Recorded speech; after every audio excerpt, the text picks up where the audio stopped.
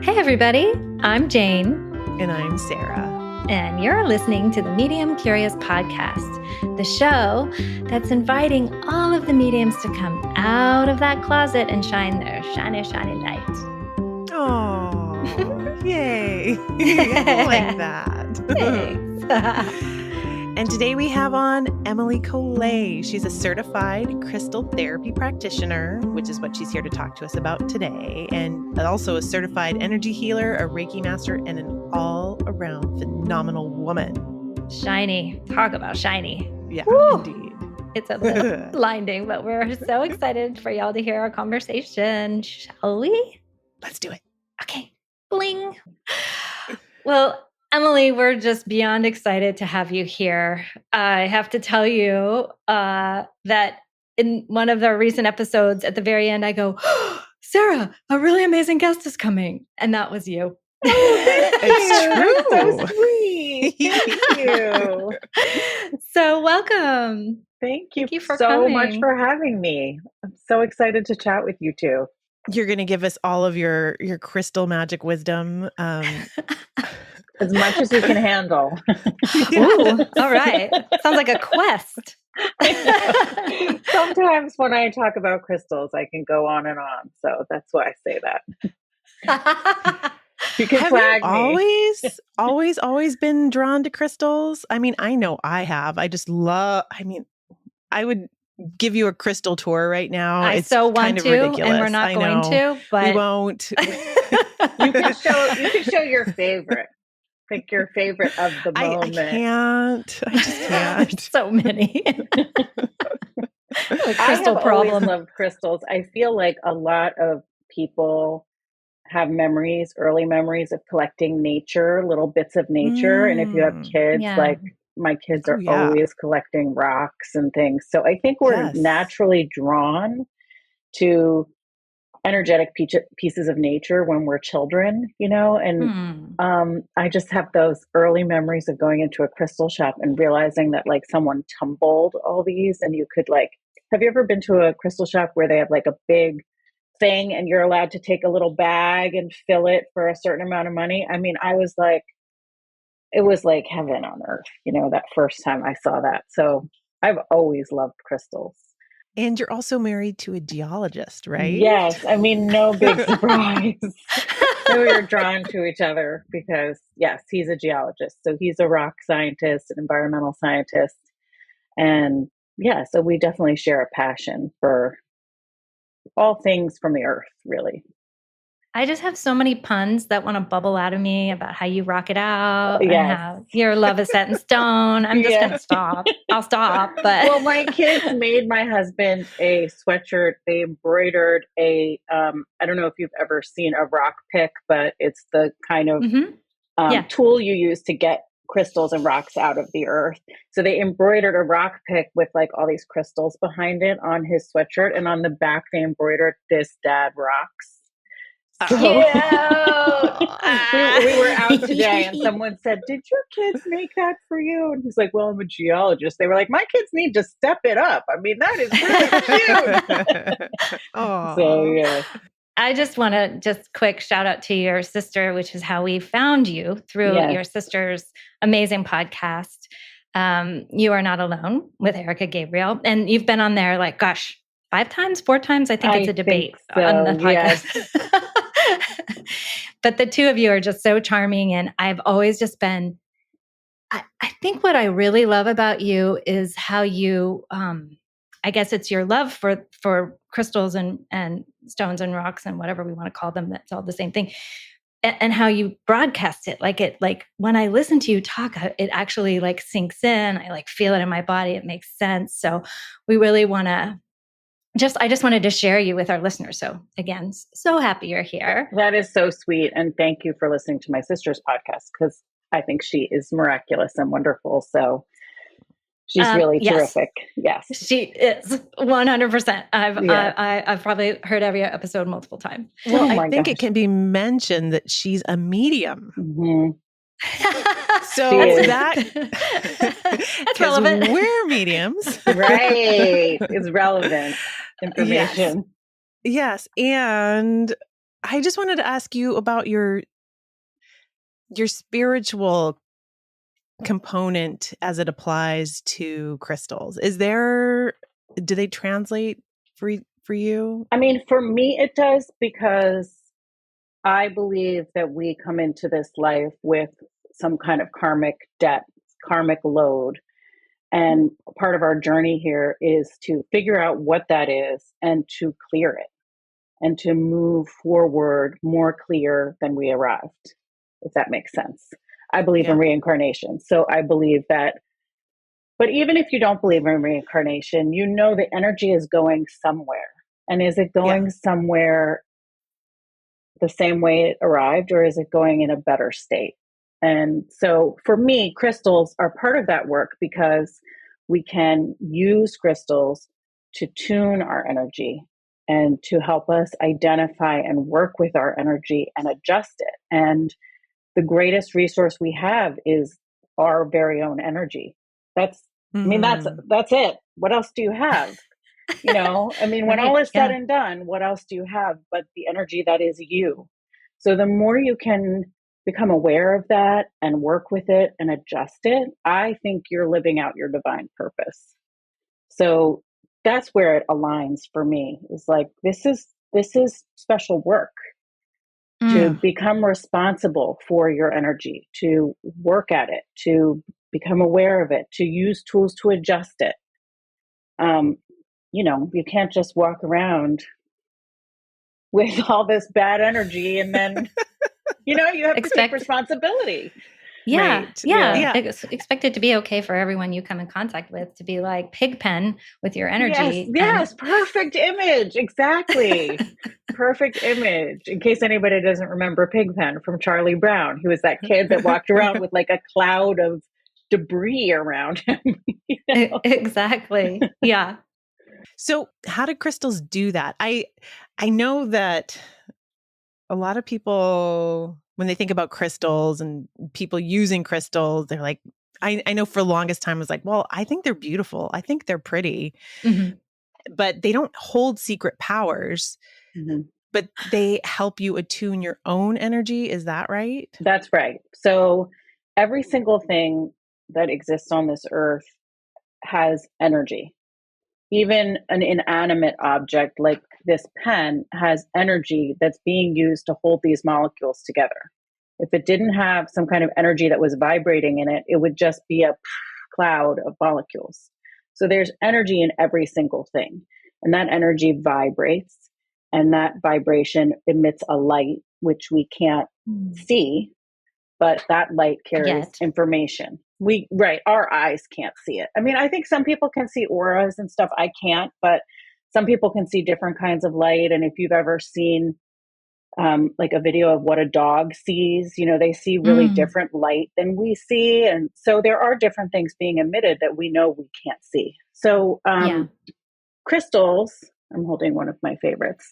Crystals emit energy, and each crystal has a different vibrational pattern. And we can use that vibrational pattern to bring our energy into resonance with it, because things like to resonate together. Is it like entrainment? Like one kind of talks the other one in? Yes. And it's like if you're out to drinks, or if you don't drink, if you're out in a group of friends, sometimes I'm like, wow, I'm really revealing myself here. If it's a Friday night and you're going drinking with friends, maybe that's just me. No. If you're out to drinks with friends and someone's in a really bad mood because something horrible happened to them and they're crying, and then the next person says, oh my gosh, like, I think I'm going to leave my husband. You're not sitting at the table like, woohoo! You know what I mean? That's just not what happens. You're sitting at the table like, wow, this is the worst day. This is horrible. I feel for you. I'm with you. You are resonating with their energy. And you wouldn't turn on like the music you wrote sadly in your journal to when you were in high school when you're setting up your house for a party. You turn on party music, Lord, know what I mean? Because we know that our mood is going to match it. So crystals are the same way. So we can't hear their music with our ears, but we feel their music with our energetic body. Oh my God, you just won Sarah over forever by calling it music. Are you a musician? I am. What do you play? I play the oboe. You do? I do. I love the oboe. My children are musicians, and I tried to convince each one to play clarinet, and it wasn't until the fourth one that the other kids all said, "You have to play clarinet for mom." So I do have a clarinetist. I have a trombone player. I do have a too. I've got a percussionist. trombone player. Too? Oh my gosh, yes. That's so great. So that's the thing with using crystals. So they are different. It's just like music is different. They're not all the same. And taking time and space to pay attention to how they make you feel is part of the tool. It's part of the work. So it's kind of like a prescription. Yeah. And it's part of the joy of it. It's like, oh my gosh, what if I really could take this little beautiful thing and like sit here for 5 minutes? And what if I would feel a little different? Isn't that like such a beautiful little exchange that we can do? Yeah, it's really awesome. So if you're trying to figure out how to clear a crystal, should we take a minute and talk about clearing crystals? Yes, please. Yes. Okay, so crystals have different hardnesses, and it's called the Mohs hardness scale, MOHS, and you can look it up on the internet. I do it all the time. I have not memorized hardnesses at all because every crystal has a different hardness. So below a certain hardness, you don't want to put it in water because it's porous. So like, I don't know if you've ever had like a pearl earring or something or turquoise. Those are common things people know you can't use harsh soaps on. And it's because they're very porous and they will absorb the color of the soap, and it will slowly break down their structure and destroy the pearl or the turquoise. So different crystals have different hardnesses. So before you put a crystal in water, you want to check for its hardness and whether or not it has any water-soluble minerals in it. Some crystals have iron in them. So if you put them in water, do you know what happens when iron touches water? It goes rusty, It turns green or it rusts, So you can have crystals that are water-soluble change color or break down in water. So you want to check that first. So that's the Mohs hardness scale. And so anything that is a quartz is like a 7 or above, and those are all fine to put in water. So some examples of quartz, we have clear quartz, amethyst, citrine. There are a lot of things that are different varieties that have the same crystalline structure of quartz. Those are safe to put in water. So if you can't put your crystal in water, then you can use a singing bowl or sound. You can ring a bell near it. And if you think about energy and vibrations, you can imagine why like really vibrating it gets it all to align back the way it was. Yeah. So like I think about like shaking the silk down to the bottom or something, it's like everything gets back into its alignment. So I love singing bowls, and I'm also a sound therapy practitioner. So I really think noise is really important. And we can also use sound to tune our own energetic bodies, because again, that idea of resonance. And you can also use smoke. So you can use sage smoke to clear it. Yes. My favorite way is to put crystals that are okay to be in water outside in a stream, if there's someplace you can go, because I mean, it feels right. It just feels right. My second favorite is in a thunderstorm, rain and the thunder. I mean, it's like the best. But singing bowls are also really, really great. So certain things you want to clear frequently, others you don't need to clear as much. And so what are some of the ones that you want to clear frequently?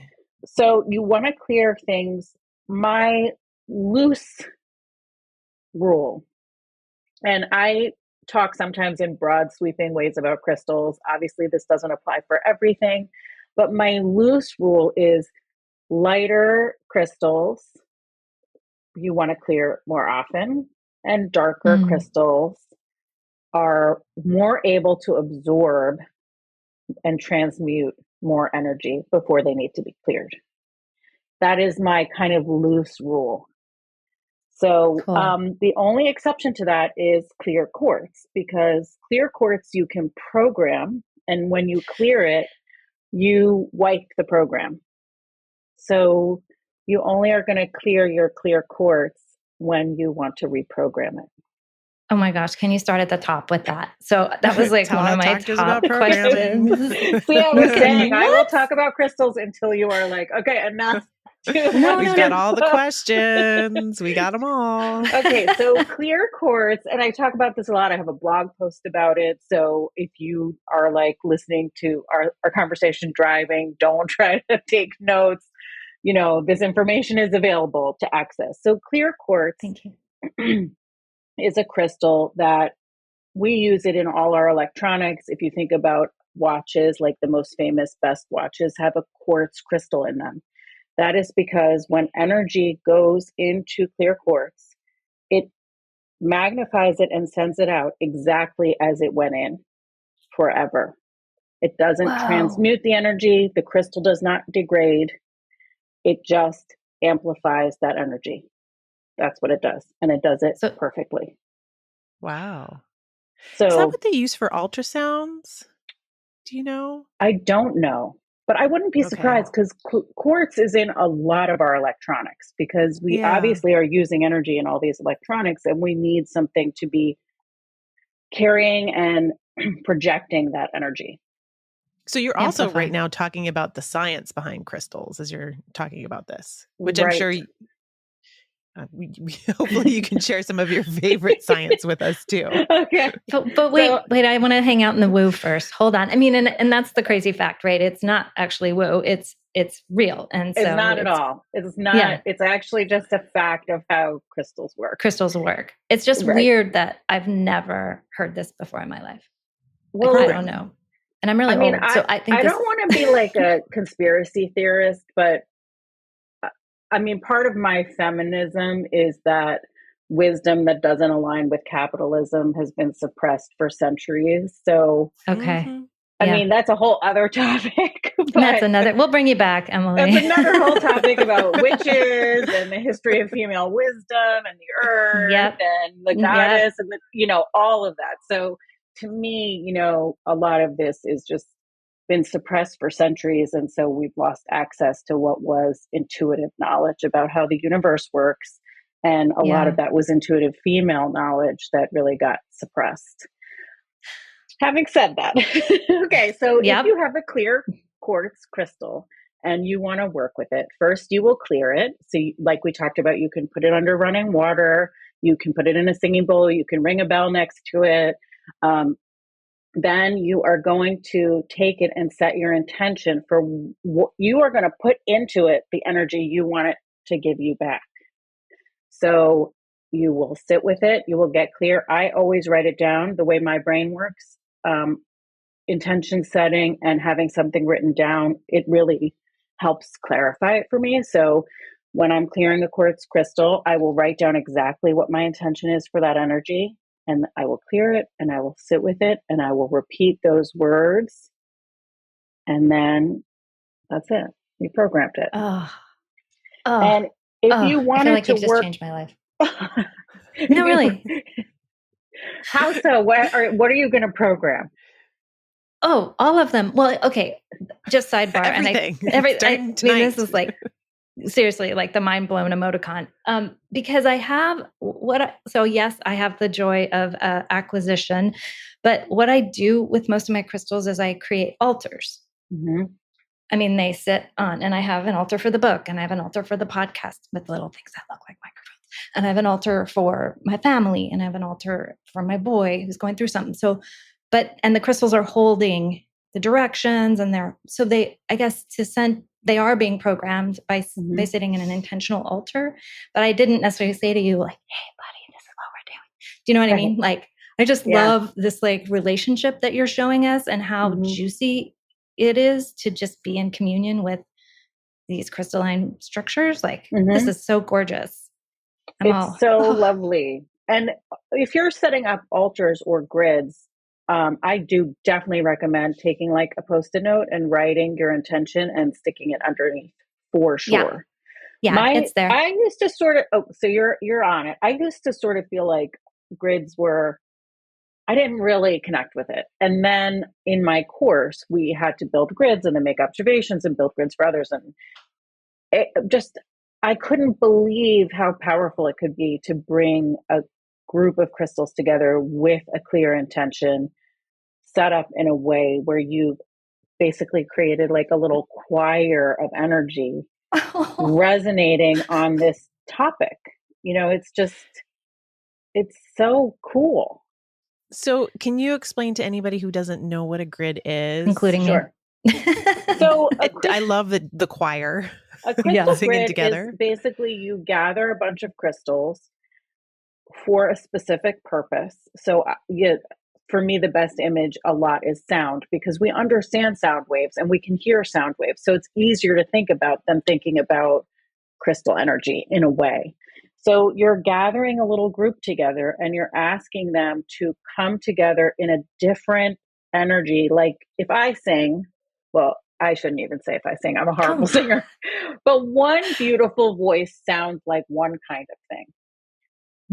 100 beautiful voices is like, whoa, you get the chills. It's so powerful. And it's just this amazing, almost, there's a reason why they build these huge cathedrals and then have choirs sing in them. It really feels like a religious experience. It's like, whoo. Okay. So you get your little crystals together and you decide how you want to arrange them, and you can use your intuition to do this. I like to put a tower or a point in the center of all my grids because it makes sense to me intuitively that they gather together and they go up that tower or that point in the center. And you put your intention underneath the grid. If you are lucky enough to have anything made of copper, this is like my little copper pyramid. Pyramids are really powerful amplifiers of both grounding and energy going up and down from above inspiration and down into the earth. So if you're lucky enough to have copper, include it in your grid and then set it up. And every day that the grid is set up, go to it. I sage my grids every day that they're set up. I revisit that intention and then I clean it. I clean everything and I put everybody away. So it's like I really try to make it like a special time where I've asked them to come together and resonate. How long would you say you normally leave a grid up? I usually do 7 days. Oh, good. I'm glad I asked that. That's me. But, you could leave it up forever and ever. But it's like, I think of it like, if there's a song I love, I'm a person who can listen to it on repeat for like every day while I'm cooking dinner. But maybe like on the 20th day, I'm kind of like, ugh, can you turn that off? There's a point at which you've gotten the joy out of it. It did the thing it was supposed to do for you. Now let's clear the air and reset,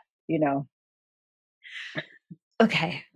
Like I said, I think mind blown. I wanted to share something with you and the listeners too, that when Sarah and I decided to do this podcast, we went to the aforementioned stone room and we purchased a bracelet of aventurine. And so I wanted to toss that back to you to tell us how great a move that was. Was it green aventurine? Yes, ma'am. Yes, ma'am. Green aventurine is just so great for figuring out the next step on your journey and getting clear about that. So you girls crushed it. You crushed it. That picture of us on our website is us holding up our crystal bracelets together. I have mine on right now. That's so nice. I do want to say that because I sell, sometimes I have stretch bracelets on my website. I love crystal bracelets. I want to just say to both of you, when it breaks, it's not a sign. Okay, thank you. That's good to know. It's just elastic and it's dying. It's just elastic. Elastic doesn't last forever. It's just elastic. That kind of brings me to my other question that I have, that I was just thinking about, because I know sometimes myself, I can get a little superstitious about things. And I think crystals is something I could easily get superstitious about, like, oh, dang it, I didn't wear my bracelet today, or oh no, I didn't have this crystal over here in the right place. Can you say anything about that? About how not to be superstitious? Yeah, I was going to say, like, how like chill do you want me to be in my response? Because what I want to be is like, oh no, don't. Don't. But I could be more, diplomatic. I mean, I think it's important to stay grounded in our mentality when we're approaching anything that is outside of what we've been taught in a structured way. So if I go to read fiction that I was taught in high school, I am not superstitious if I leave the book in a coffee shop. I'm not like, oh my God, I left that book. It means I was never supposed to read fiction and I'm going in the wrong direction in my life. And you know what I mean? Yeah. So things that we've learned in a structured way, we tend not to be superstitious about. Areas where we're charting our own course and we're relying on our intuition, we can get a little touchy about. And I strongly recommend not doing that because we're basically taking on an oppressive mentality toward the things that we're drawn to. And we're putting them in a basket with other beliefs that we don't really hold in the same way. So do you know what I mean? So we're using this mentality that we're taught about these things to minimize them by treating them like superstitions. So to me, crystal work, it doesn't go in the same basket as like superstitions. I'm not a superstitious person. I've never been. When I was a child, there was someone taking the ivy off our house, because it can like degrade your house. And he had a ladder there. And I think I was 7 or 8. And he said, don't walk under the ladder. And I was like, why? Of course, he should have said, because I might drop a tool on your head, but he didn't. He said, well, because it's 7 years bad luck. And I was like, how many times would I have to walk back and forth underneath the ladder to cover my whole life? I was little. I couldn't do multiplication. He told me whatever, like 8 times or something. And so I went back and forth 8 times. And I'm like, now I don't have to worry about bad luck ever again. I already did it my whole life. Oh my God. So I'm not a superstitious person. What a testament to you that was your like, I'll show you, babe. I'm like, you know what? Okay, now I have bad luck forever. So whatever it is, I did whatever happens, the auspices of bad luck. I did it. We're good. So that's my advice to you is by making it super superstitious-y and like, oh my God, does that mean this? Does that mean that? We're sort of minimizing the very thing that we're exploring. And we're not putting it in the same category of things that we think are real. And that's a subconscious thing. That's air quotes, things that we think are quote unquote real. Quote unquote real. And that is us subconsciously living out an oppressive mentality toward the things that our intuition tells us are important. And I think, So for me as a feminist, no, I take none of that on board. If my intuition tells me this is important, real, worthy of my attention, worthy of my study, then it's real. And I'm not getting all caught up in any other baloney about it. And anyone who can't hear that, that's your loss. Bye. Bye. Yeah. My intuition is really good. And if it's calling me toward crystals and you don't know how to hear it, I don't know what to tell you, Yeah. So that's my response to that. That's my deep, true response. It's like, good. Thank you. Thank you for that. That's so when your bracelet breaks, it was the elastic. That's right. It's not the universe being like, your partnership is now coming to an end. It's like, no, you know your friend. You know your life. No. No. I saw this really funny thing on the internet. And it was like this person describing that they bought this crystal ball from someone. And then the woman who sold it to him said, make sure that you never leave it uncovered when you leave the house. And he's like, oh my God, why? Are spirits going to come through it and blah, blah, blah. She's like, no, if sunlight hits it, it will magnify the light and it could start a fire. No, it's not because ghosts are going to come through your crystal ball. It's because it's going to magnify the light, dummy. It's going to kill the ants like you did when you were a little kid. Exactly. Wait, did you kill ants? No, not me. Maybe a few, just 2. I don't know. My boys did set fires with magnifying glass Set in the fires, backyard. but not kill ants. Was that a thing? Yeah. People kill ants? Let's just blame it on Texas. Shall we? I actually had a really weird experience with an ant because I used to kill ants in my kitchen. Like I didn't really feel like it was, I mean, I don't eat mammals. I'm an animal lover. But ants kind of were below my radar of concern. And I would be like, oh, squish an ant. And I'm a Quaker. So I was in Quaker meeting, and in Quaker worship, you sit in silence, expectant silence. You're waiting for basically a message from the universe, from God, whatever. So I'm sitting in meeting, and sometimes crazy things happen in meeting. Everyone's sitting together, all expectant listening is what we call it. And I see this ant crawling across the floor, and I swear I felt and saw like the light of the divine creation in this little ant and his journey. And I just I started crying. I was like, I thought of all the ants I squished without a thought. I saw the beauty of creation in his little arms, his little antenna, his little busyness, and I just felt so moved. So now I can't kill ants, but oh my gosh, we had that same experience in our house. A guest was here, and she was like, oh no. Because it's like that where I'm in Hawaii. It is like an ant party on every surface. And we're out constantly trying to sort without little ant massacres.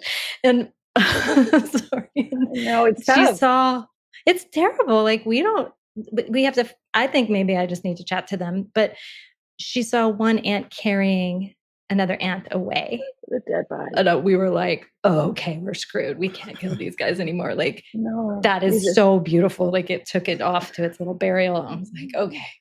So if I'm in alignment, I cannot eat meat either. Yeah. But I'm not always there. So that's really cool. I love that you shared that. Yeah. I think we're covering all the animals, mineral. Yes, plants. We should talk about vegetables. Yes, let's talk I think vegetables are next. And we know plants are sentient. We've talked about We've that. talked about that here. For sure. We talk to all the plants all the time. Okay. Back to crystals. Back to crystals. I wanted to ask, since we are mediums like your sis, what is your prescription for the medium folk? Like, are there certain crystals that, talk to us about what you would say to a medium. So I love angelite for doing work with your guides. And I've talked with my sister about that a lot. I think angelite can really become like a touchstone for working with your guides. It helps you, again, if we go back to how I've been talking about crystals, it helps you activate that resonance inside yourself, which is what you're feeling when you're connecting with your guides. Obviously, you try it and see if it's right for you. But that's the feedback I get. I'm not a medium, but that angelite really does, tune with that energy. And clear quartz, I'm so glad we just had that whole conversation about it, because you can use clear quartz, clear it, sit with your angelite, get into that space of intuition, of third eye and crown chakra, where you're connecting with your guides, and tune that clear quartz so you can amplify that angelite. Because the clear quartz will amplify the energy of whatever it's with. And then you were talking about, I'm sorry, were you going to say something? Well, I think I just wanted to put an underline under that, because I heard you say that on another podcast. Everyone should stalk Emelie in every place because you're extraordinary. But that amplification that you put a crystal, a quartz with others like that, I think, it's a little bit about the grid, but can you just kind of So clear quartz, as we talked about before, when it's used in technology, energy is shot into it and then it amplifies that energy. So it functions that way. So like I wouldn't wear clear quartz, let's say, like on my left wrist when I'm going into a high intensity, energetic, challenging situation. Like the holidays are coming up. I don't know when this podcast is coming out, but for some people going to a family holiday dinner, there can be a lot of intense energy that sometimes people feel. I would not wear clear quartz on my receiving side to something like that. I would wear like something black on my left side so it would absorb energy. So I had a better chance to, not overreact to it. So clear quartz amplifies the energy of other crystals and other things that it's around. So you can use it that way. You can program it to work with another crystal, or you can just put another crystal with it. And it just amplifies that energy. But sorry, I know you were on a roll and then I took you off the roll and we'll put you back on. The left and the right, can you talk more about that? So energy cycles into us from the left side and then out of us from the right side. So it's not something I worry about too much when I'm choosing where and how to wear things, unless I'm feeling really sensitive. Okay. It's sort of like if you go to work out and you wear your same old sneakers, they're maybe not the best, but it doesn't really bother you. But then let's say you're like premenstrual and your back is sore, then you're like, no, I got to actually find the good sneakers because this could actually throw me off today. So for me, generally I'm okay. But if I'm feeling really sensitive, then I think about that. And I think, what am I trying to filter out? And what am I trying to send out? So if I'm trying to filter something, I think about what I'm going to wear on my left side, because that's where the energy is coming in. And if I'm trying to think about what I want to send out, then I wear that on my right side. I'm just mentally looking at my arms. I always just intuitively like dump. And because we're recording, I don't have all my bracelets on because I talk with my hands. Yeah, I'm like this. But so I usually have tourmaline or some sort of Dalmatian jasper over here, and then all like the pretty shit, which is the technical term. On the right side, like I have one that's kind of a rainbow, like it's like all the crystals in sort of like a chakra rainbow situation.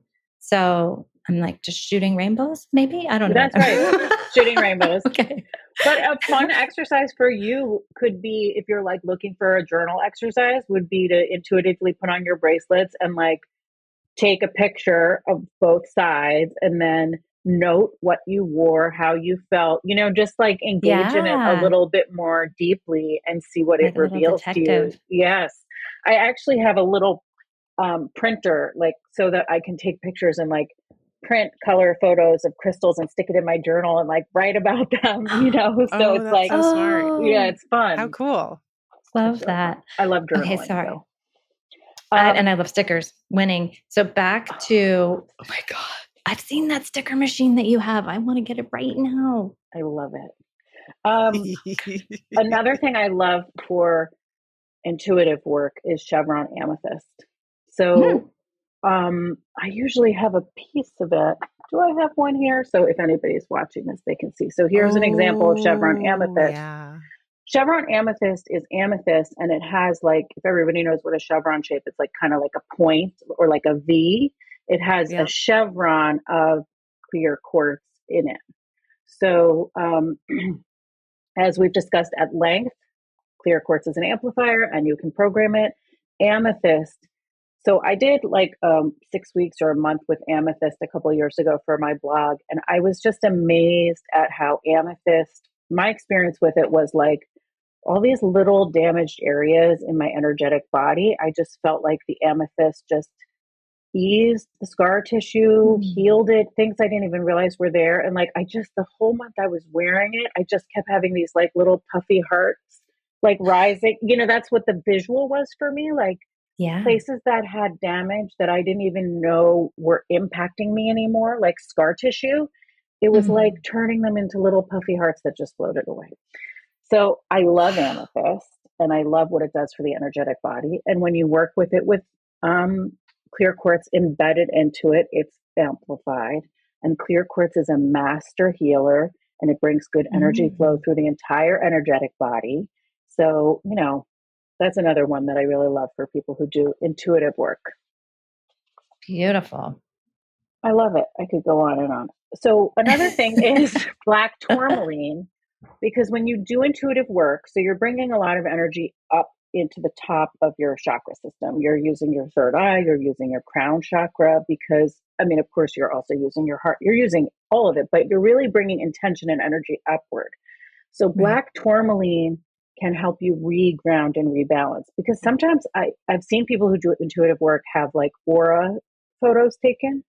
And it's like, whoa, at the top of their chakras. And then you see like these little dots of light in their lower chakras. Right. And that's actually, for me, the ideal energetic body has a balance to it. So using something like black tourmaline to bring yourself back down, to close yourself out when you've worked with a client or when you've done intuitive work, bring yourself back down and rebalance that energy.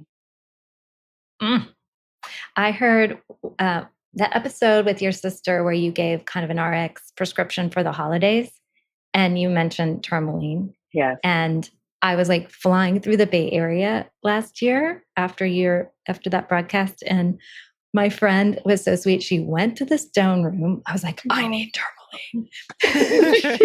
Send it to me.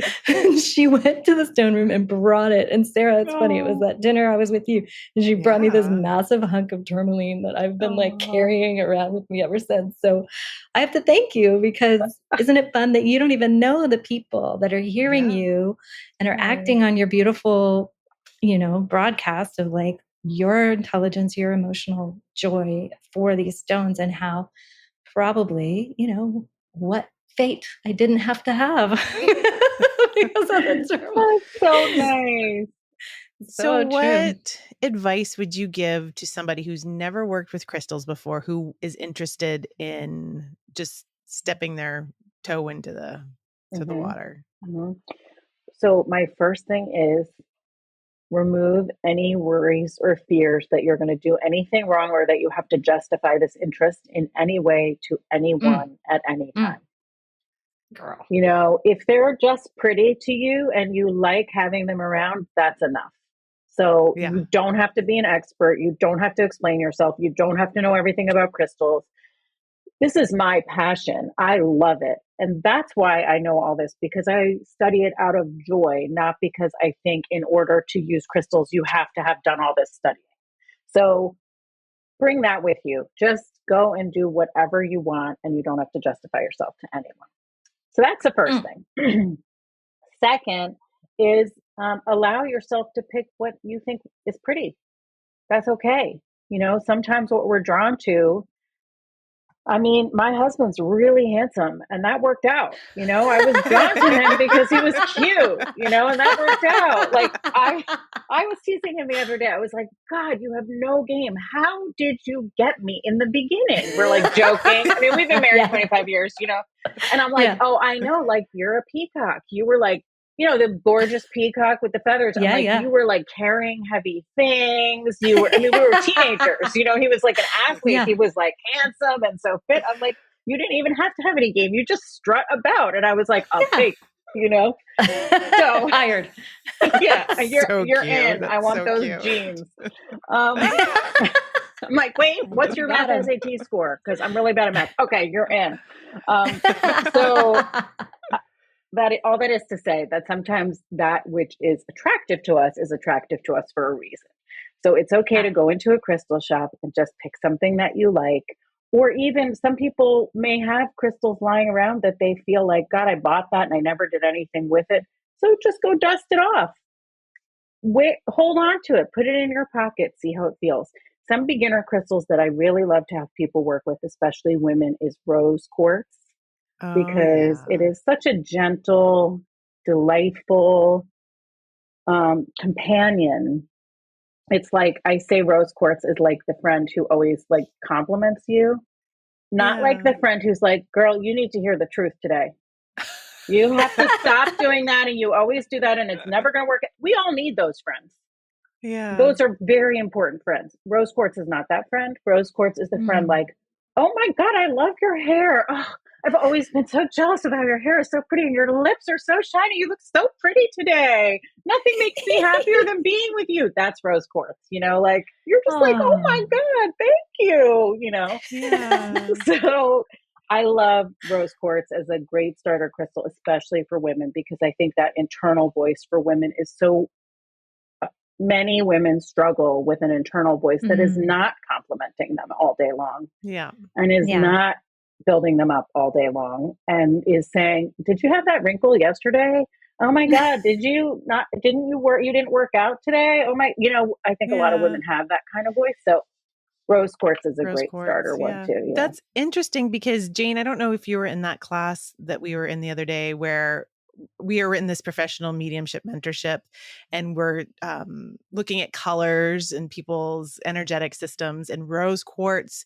Like if you see that, it's like the need for self-compassion and self-love, and you're doing so much for everybody else around you, and you need to reflect that back on yourself. Yeah. So that makes a lot of sense with what you're saying about rose quartz. And I always align it with like the Divine Mother, like the mem from Mary that we interviewed. It's like the divine lady. It's like the divine compassion. I mean, she exists in, I didn't hear your conversation the other day, but she exists across cultures. There's the Kuan Yin, there's Mary, the mother of Jesus. There's, in so many cultures, there is this divine compassion, maternal. And I think rose quartz is wonderful for tapping into that. Although I also do want to say that, I mean, the divine maternal can be very fiery, Word. Yeah. You're right. I mean, we know what mother love is like. It's not always so like, I wouldn't step aside for anybody if my kids needed me. Do you know what I mean? Yeah. Oh, yeah. No, it's not so soft when no, it's not. There's so also soft. The bear. It's powerful, Yeah. The energetic vibration of our heart is that vibrational bubble is 65 times larger than the vibration of our brain. Yeah. So it's like, just talking about being responsible for the energy that you're pushing out and forcing others around you to interact with, it's like, we really do have a responsibility for doing this work, learning about our energy, adjusting our energy, evolving. Well, I mean, I grew up and I don't think I ever heard anybody talk about energy. So I think it's important for everybody to normalize it and talk about it as much as we can so that everybody knows their own energy and how they can be aware of what impacts it and their impact on others. Yes. Well said. Yeah. And that is probably a good place to end. I could talk to you for another hour and a half. I know I have like 75 more things I want to talk to you guys about. Well, genuinely, we want to have you back. I know our listeners are going to be like, more, please. For the most part, crystals are really accessible. They're really fun. They're beautiful. And who doesn't want to have that in their lives? And the more I can get people to feel, women especially, to feel like all of this is accessible to you. This is your birthright on this earth to follow your intuition. In no way do you ever have to explain or justify your interests to anyone. You do not have to have a certification. You do not have to justify yourself. Your interest in something is validation enough to follow that. And that's true with energy work. That's true with crystals. That's true with journaling. That's true with meditation. Anything you've heard about that you think, well, I don't know enough about it, your interest is enough about it. You are enough, because these are all things that are your birthright and they are yours. So the more people who can hear me say that and take it on board, I just feel like, thank you for giving me the opportunity to do that for your listeners. I really appreciate it. Thank you, Emelie. So honored. Thank you. Thank you. Just big dating game kiss to all the crystals that are you. I picked both bachelorettes. All right, dear ones. I wish we could go to dinner right now and continue our dialogue. It was so great talking. Thank you. Bye. Bye. Medium Curious is made possible by Jane Morgan Editing. Sarah Rathke made the amazing music. Mixed by Podcast Engineers. And you can help Medium Curious by downloading the episodes and following our socials. And the dogs under the desk in Hawaii are Kalea and Domino. And Trixie in California.